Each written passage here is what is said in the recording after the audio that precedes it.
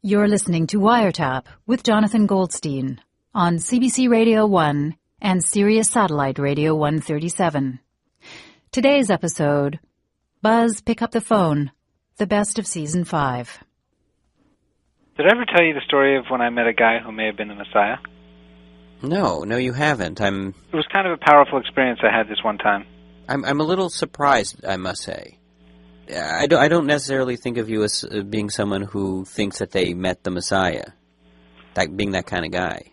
I think it's a testament to what kind of guy I am that I didn't quit my job and put on a pair of purple flip-flops and join a cult and start following this guy around. I mean, I met him. Okay, so explain to me. So what were the circumstances in which you met this would-be Messiah? Well, it's going to sound a little peculiar in the retelling, but I was actually putting on skis in a ski lodge. I look over at this guy wearing a white flowing robe with long angelic hair. He was wearing a white robe? Maybe it was a white ski suit. I don't know. Uh-huh. It was robe-like. Okay. I just remember distinctly thinking at the time, after I left and I was out doing my business, I thought to myself, wow, that guy was kind of like the Messiah. Wow. With the right brand rollout, I think we could have reached a multinational audience, and he could have delivered the message. Wait, what are you talking about? You thought like you were in the presence of a possible Messiah? Exactly. No, but that's not what you're saying, that you think you could have marketed this guy as a Messiah.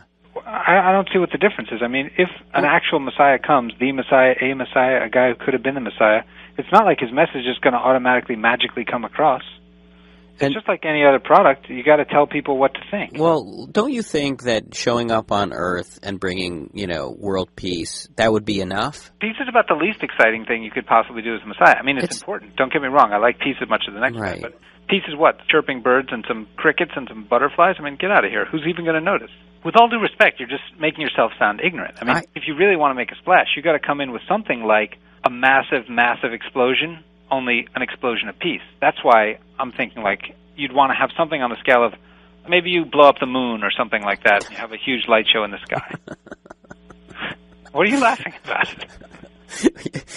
You're suggesting that to kind of celebrate the Messiah's arrival, you would blow up the moon.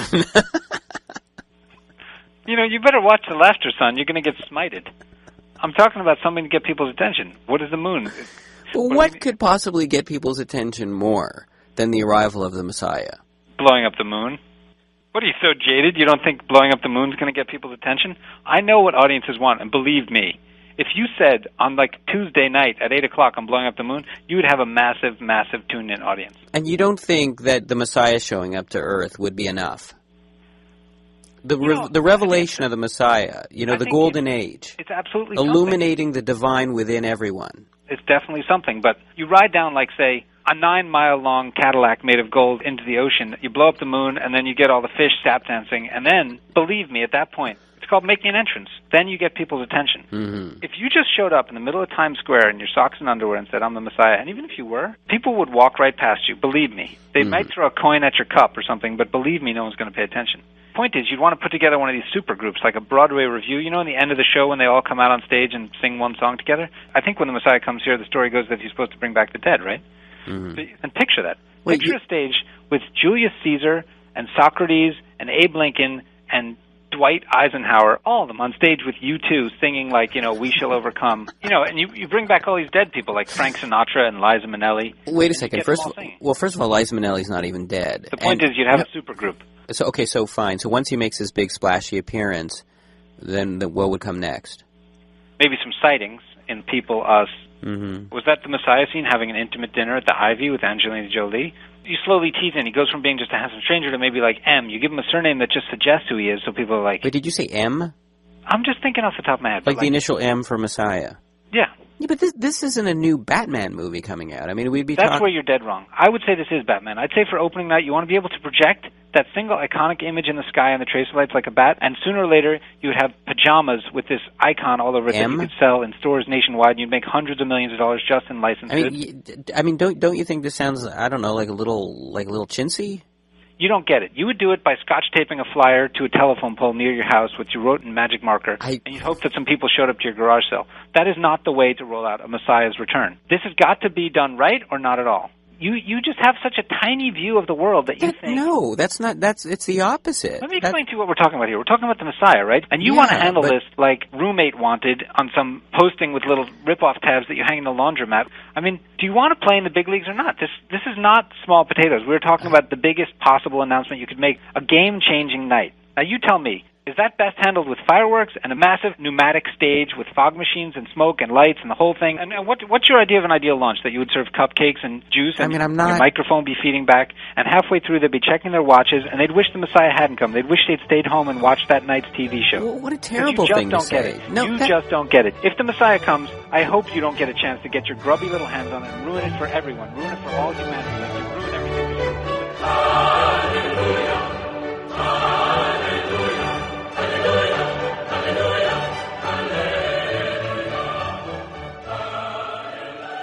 Of you and Dad, I mean, who do you think would have been more inclined to be tempted by the fruit of knowledge? Daddy, for sure. For sure? Uh-huh. Why do you say that? Well, if you eat the apple, you get knowledge, is that it? Something like that. So he cares about these things, I don't. Well, what do you mean? You care about knowledge? I could take it or leave it. Is Dad at home? Yeah, he's here. You want to speak to him? Yeah, could you think he can maybe pick up the extension? He's in the basement. Shall I call him? Yeah. Marcy, pick up the phone! Marcy! Hello? It's Johnny! Dad? Yeah. Pick up Hey, the Dad, phone, how are you? Johnny. All right, how are you, Johnny? Good. I was just talking to Mom about the Garden of Eden. Yeah. Mom was saying that if you both were in the situation that Adam and Eve were in, that you probably would have been the one who would have been more tempted by the snake. Yes. Well, let's just enact a scenario here. Let's imagine you're Eve. Yeah. The snake has just convinced you to eat the fruit of knowledge, and now you're going to Mom, Adam. I'm Adam? You're going to be Adam. Okay. Dad, you're going to be Eve. Okay. And you're going to try to convince her to also eat the fruit of knowledge. Okay. I'm Eve. The snake approached me and offered me fruit of knowledge. And in the fruit of knowledge, we could live better. I don't want any. Listen, I know enough. We could go on vacations. We could know where the best buys there are in clothes. Listen, where it is. I'm not interested We can go to Plattsburgh. We could Okay, have all the bargains. wait. Can I, keeping in mind again that you're living in the Garden of Eden, right? Paradise on earth. You wouldn't necessarily be tempted to go to Plattsburgh. Get with the program. Also, there wouldn't be any clothes to shop for because you wouldn't be wearing clothing. You don't make sense. Oh. Well, you want to live in this garden for the rest of your life? Absolutely. You want to eat it, you go eat it. No, you'll eat it with me. You go. I'm not interested. I just realized I can't walk around like this naked. What are you getting, hoi polloi? I like seeing you naked. Embarrassing. Stop that. It's What's embarrassing? It's embarrassing. I'm your husband. You can be naked in front of me. Humiliating. Oh, stop that nonsense. I want furs, nice furs and stoles around my neck with high heels. Okay, wait. Now, Mom, if you could try and convince Dad to eat the fruit of knowledge. Adam, Yes, what would you dear. think about some knowledge? Not interested. How come? I'm happy. I'm very content where I am now. But an intelligent, bright, handsome man like you. Handsome? Oh, yes, you are. And if you were... Like, what would I know? What would I do? What would I learn? I don't know. This is what we have to find out. I'm scared, Eve. This knowledge idea is scary. Adam, you're so big and strong. I am. know you could do it. You think so? Oh, absolutely. Oh, give me a bite, sweetheart.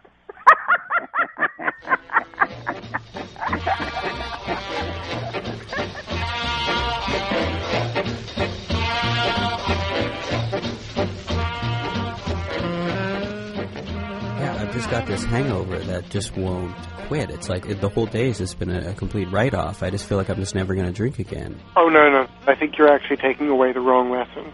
Meaning what? Which is, I don't think that you should never drink again. I think that drinking can really be an extraordinarily liberating, creative thing. You think so? I am never particularly charming when I'm completely stone cold sober, because I'm a little shy. But when I've had a few drinks in me, something just blooms forth. There's a kind of a flowering. I mean, you sure that isn't just sort of like a little bit of a crutch? Oh, no, it's a definite crutch, but it's a completely proven successful crutch for me. Huh. I've never gone to a job interview without a few drinks in me. Are you kidding? No, I'm totally To a job interview? Oh, yeah. You're not talking about, like, getting together... No, like please come to our offices at 9:30 with a resume. In the 9:30 in the morning, like... I don't drink normally at 9:30 in the morning, but in the way that you would use deodorant, it's like that kind of, you know what I mean? It's a hygiene ritual almost, if I'm going into a job interview. Wow, so you're talking like clean shirt, brush your hair, brush your teeth, shot of Jack Daniels. I prefer gin, like, say a little 8-ounce juice glass of gin. Mm-hmm. Don't do that. Mm-hmm. What? I'm taking in what you're telling me. Look, I haven't gotten every job, but it's a strategy that is very effective for me, and in fact, it's a strategy I'm about to employ again. Well, you got a job interview coming up? Yeah, it's like a librarian at a photography archive. Mm-hmm. You know, it's a nice, quiet job where one could, you know, essentially grow old. Yeah. And truthfully, I don't trust myself, as I am now, to be the best representative of what I know I could bring to this job. By which you mean sober? Yeah, this is going to require, you know, like a 10 or 11 ouncer. I really don't want to go in unprepared. Hey, would you want to actually put this theory of yours to the test, where we would do sort of like a dry run at your job interview? With you right now? Yeah. I could play the part of your employer in this way. You could sort of hone your chops. Okay, fine. In fact, I mean, I can actually, I'm sitting here in the studio. I mean, it wouldn't be hard for me to even record it, you know, so that I could play it for you. And then, you know, maybe it could be a teaching tool. Maybe a teaching tool for you, maybe. I don't need teaching. As a controlled experiment. I mean, maybe it would be interesting for you. Look, we can totally do this, if only to prove to you that drinking isn't bad for you know, that it works for me. Well, you know... And as God is my witness, it's going to work for me at this photography archive. Yeah? Let's do it. All right, fine. Okay, what do we do? A dry run, and then I'll have my gin, and then you'll call me back? Is that how we do it? Yes. Okay, so I'm going to just roll the tape here, okay? Okay. So go ahead. You're walking into the room. Hello, how are you? Thank you for seeing me. Thanks for coming in today. Thank you for having me. So how did you find out about this posting? There was a listing on the on the university website in the Department of Photography. Okay, right. I saw it on. I can't do this. Really? I mean, even to just make believe like that, it gets you this uptight? See, this is what happens. It's kind of problematic, and I need a little bit of help sometimes. Okay, look, you go drink your gin, and what do you want me to call you back in like 15 minutes? Give me half an hour. A half an hour? Yeah. All right. Okay, bye.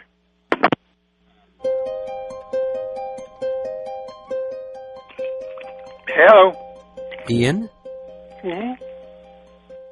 Okay, you ready? Yeah, I was just finishing up. Okay, all right. Well, you feeling loose? I'm feeling okay. Yeah. Hello.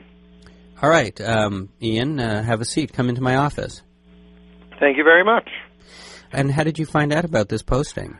I found out about it from the university website in the Department of Photography.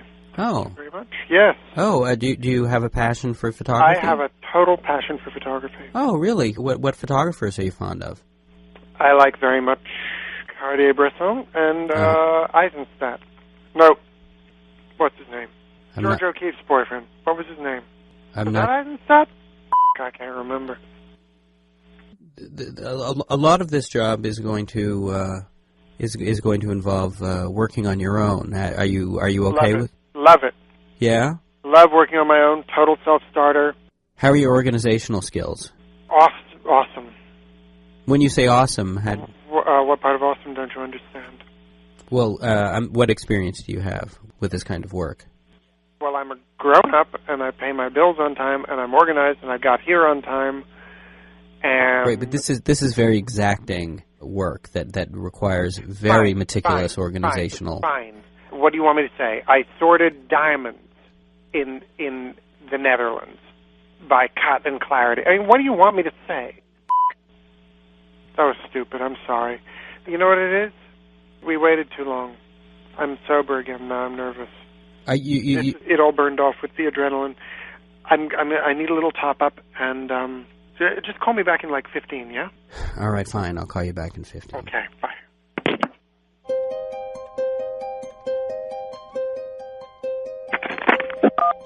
Who is this? It's Jonathan calling you back with the job interview. Oh, hi. How are you doing? I'm doing pretty good. Ian, what would you describe as your most problematic areas as an employee? I'm not aware of any problems. I mean, not.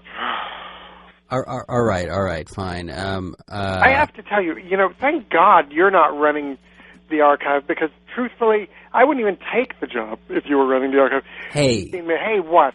I am charm in a bottle at a job interview. I'm gonna prove it to you. I just need a little.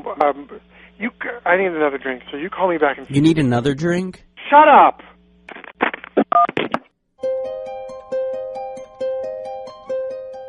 I am the best candidate, and if you hire me, I'll take you on a candy date.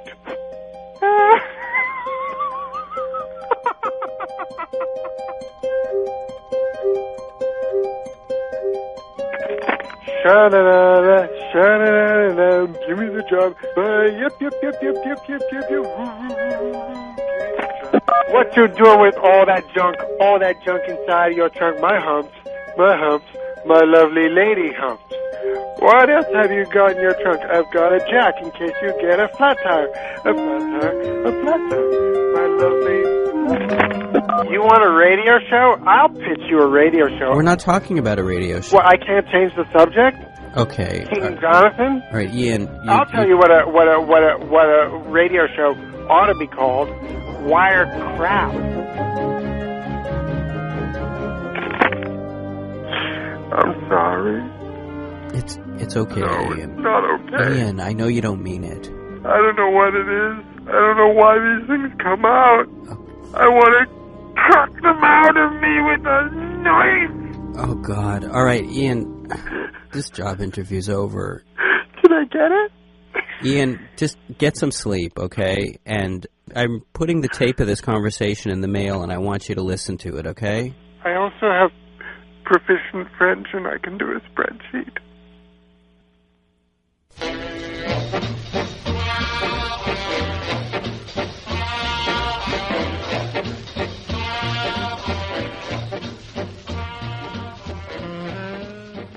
Hello? Hello, is this Mr. Jonathan? Yes, this is Jonathan speaking. I am the friendship representative of Mr. Howard, and I'm calling from the ProStar call center. When you say Mr. Howard, are you talking about... Mr. Howard, yes. Howard Chakowitz? Yes, Mr. Howard. I'm not... Okay. Right now, Mr. Howard has lots of other commitments. He's very busy, and so he has simply hired me to be his friendship representative. So Howard is busy? Yes, Howard is he's indisposed, sir. Wait, back up. So, and where are you calling from? The call center, ProStar. Are you calling from a call center in India? Sir, talk to me as you would to Mr. Howard. Okay? Very good. You know, Mr. John, I now eat only crackers, no bread, and I'm making a sandwich called the Howard Krakowitz Special. Are you telling me that Howard outsourced his side of the friendship? Yes, sir, but don't worry, I'm perfectly qualified. Okay, I can't even believe... You sound drunk.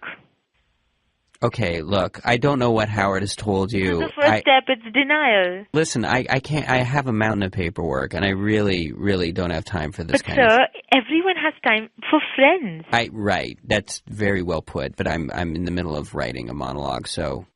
What is Howard so busy with that he's not able to make his annoying phone calls to me himself, that he had to farm it out? Yes, Mr. Howard said you might be a bit of a jerk, but it is to be expected. Wait, hang on a second. What did he say? He said that? Yes, sir, that was a part of my training. I'm trained for this.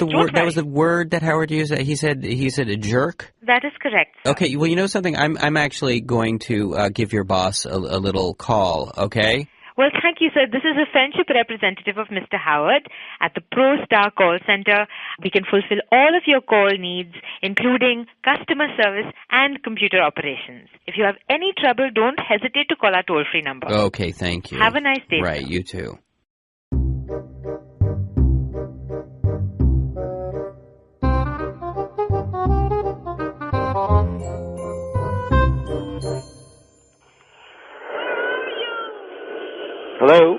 Howard. Yeah, hang on one sec. Divert power. Take it from the dilithium matrix and put it to the shield. Howard. Patak. Howard, what are you doing? I'm watching Star Trek. This is crazy. This is what you were so busy with? Hang on. Well done, Picard. You're no Kirk, but you are a fine captain, sir. Now, I must pause you for a moment. Howard. Computer, freeze program. Yes, Jonathan. What was that phone call that I just got? What are you talking about? I'm in the middle of an interplanetary conflict. You know very well what I'm talking about. You outsourced our friendship. Well, John, it's important that we stay in touch. You know, I know I'm kind of, a rock of Gibraltar for you. You know, I'm your anchor. And Howard, this is a very busy period for me. You're busy watching Star Trek. And your point is, John, I've just received all 7 seasons of Star Trek TNG. What is TNG? Oh, my God. The Next Generation. Picard, Data, Geordi. And this is what was so important to you. We're talking about the fate of our planet. We're talking about optimism. Howard, are you insane? I think you're insane if you can't see the value of Star Trek. Who is this woman? Have you even spoken to her? Is she doing a bad job? I mean, has she asked you about your drinking? Yes, she did ask me about... I found that actually very unsettling. My main focus was that she wouldn't foul our relationship, but honor our relationship. What? But what relationship if I'm talking to a complete stranger? But she's not a complete stranger. We talked for a good 15, 20 minutes. I filled her in on everything. What I like to eat, what you like to drink. I don't drink. Listen, and you feel like you could... I see you're getting angry. Okay, it's understandable. You're acting out. Okay, now you're acting out, I think, because you think that I'm going to abandon you. This is just temporary, okay? Daddy's watching Star Trek. Howard, will you stop talking to me like a child? I'm trying to speak to you like an adult. One day when you're old enough, you'll see. Now, I have 7 seasons of Star Trek to get through. When that is over, then the lady from India will stop calling you and I will be your friend again. So let me get this straight. It's too much for one man to be you. I have a lot of responsibility right now. What are you talking? Okay, anyway, look, you shouldn't be calling me about this, okay? I'm paying someone for this. Okay, you know what, Howard? If you want to start farming out friendships, 2 can play at that game. What are you getting all testy for? No, I'm just nothing. I'm just saying, just wait. That's scary. Bye, How, and do me a favor and live long and prosper.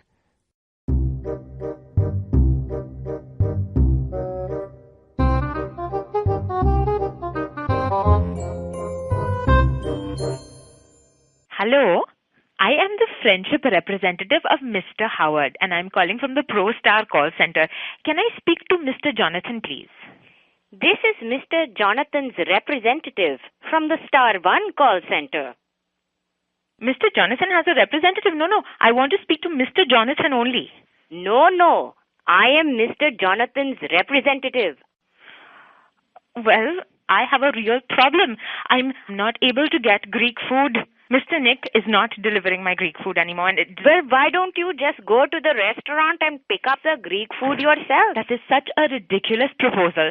If I leave my house, then who will watch the ultimate fighting that I'll miss something, no? I am in the middle of writing an important monologue for my program on the radio. Desmond doesn't... I have a mountain of paperwork to do. If you put the mountains of piles in the trash, then you can sit here and listen to me. पता नहीं कैसे लोग हैं जो हमको पैसे देते हैं ऐसे बात करने के लिए. Completely पागलगिरी है यार. Greek food क्यों खाते हैं? फ्रेंडशिप के लिए भी टाइम नहीं है. Indian food खाना चाहिए. That's also there यार. I'm here all night and I'm tired in the day and I don't have time. We should hire our own friendship representative. But I can't afford it, yaar. Who can afford a friendship representative? I'm telling you how to do it. We should get them from Sri Lanka. The Indian ones are too expensive. Yeah, they work for less in Sri Lanka. Typewriter tip tip tip tip tip tip tip tip करता है, जिंदगी की हर कहानी लिखता है. Typewriter tip tip tip tip tip tip tip tip करता है, जिंदगी की हर कहानी लिखता है. Typewriter tip tip tip tip tip tip tip tip करता है, जिंदगी की हर कहानी लिखता है. On Wiretap today, you heard Gregor Ehrlich, Buzz and Dinah Goldstein, David Rakoff, Geeta Nadkarni, Howard Chakowitz, and Rashi Kilnani. Wiretap is produced by Jonathan Goldstein, with Mira Bergman-Tonic and Carolyn Warren. Production assistance from Crystal Duhame. Tune into Wiretap Sunday at 1, 4 Pacific Time, and Wednesday evening at 11:30. You can also listen to past episodes online, anytime, at cbc.ca/wiretap. And while you're there, be sure to watch the brand new trailer for Wiretap Season 6. Also, why not download the latest Wiretap ringtone? What you doing with all that junk inside your trunk? My humps, my lovely lady humps. A reminder to cherish that junk inside your trunk with every ring of your phone. What you gonna do with all that junk inside your trunk? I'ma get you drunk, get you love drunk off my hump, my hump, my hump, my hump, my hump, my hump, my hump, my hump, my hump, my lovely little lumps. Check it out. I drive these brothers crazy. I do it on the daily. They treat me really nicely. They buy me all these ices, Dolce and Gabbana, Fendi and Adana. Karen, they be sharing all their money. Got me wearing fly. Girls, I ain't asking. They say they love my ass. And 7 jeans to What you doing with all that junk? All that junk inside your trunk? That junk going to the landfill? We're all just gonna choke in garbage. I don't even know anymore.